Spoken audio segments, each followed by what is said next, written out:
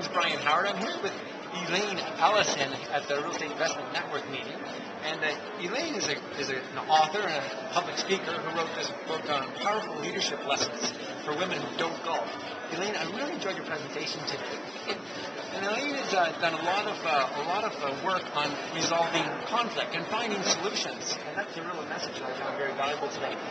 Elaine is a real estate investor, and Elaine, I'd like to hear a little bit about your experience dealing with tenants and when problems arise and when tenants don't pay their rent. How do you, as an investor, and how would you suggest other potential investors deal with this kind of solution? And is it worth it? Well, if it's my money, it's worth it. You heard me speak earlier today that I was one of Canada's first female prison guards in an all-male maximum security jail. So I've dealt with some difficult people, and tenants can be difficult as well. And one thing I learned was all bad behavior comes from fear. And so when a tenant's not paying, it's usually because they're afraid to call you to say they have this issue. Yeah. So, check the account on the first day, and then it's the phone call. Okay. And in the book, I talk about the knock it off nicely technique. Knock it off nicely technique. Okay. Yeah, and I need the money. I need the rent. Right. And so it's always about them, not you. Right. So the phone call goes something like this. I call it the what, why, and how. What, why, and how. Okay. So the what is, I see the rent. Didn't go through the account today. Okay. It is deemed to be through cost because of the costs associated with the unit. Right. So, the repercussions are both of us might be out of the home. Both of us might be out of the home. Because you have to pay your mortgage, right? Yeah, mortgages, other bills, taxes, taxes, insurance, etc. Yeah. And so, to not compromise their ability to live in the home as well. Right. What we need to see is payment made tomorrow. Okay. And then I always premise it by asking a question.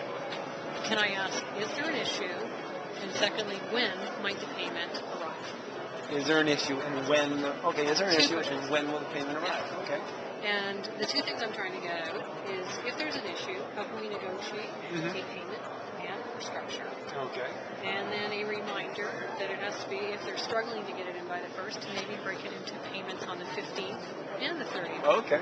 So that we're there well in advance of that. And when they do actually get it in by the date, I actually send a follow-up email every month to say, thank you, I noticed that we did it on time.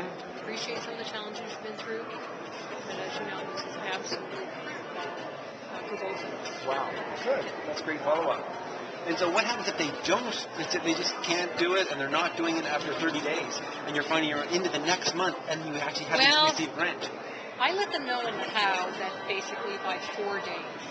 In the how? The notice. The notice is coming and you start the eviction process. Yes. So they're very clear. But also, one of the techniques I talked about today is set your expectations up front. So when we're doing the walkthrough and going through each section of the lease, verbally, as well as leaving it with them in writing, I'm very, very clear on the rent is the most important.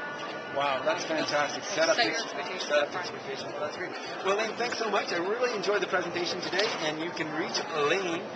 What's your website, Elaine? ElaineAllison.com. ElaineAllison.com, and a great book, Powerful Lessons for Women Who Don't Golf. Or TheVelvetHammer.com. The Velvet Hammer, right.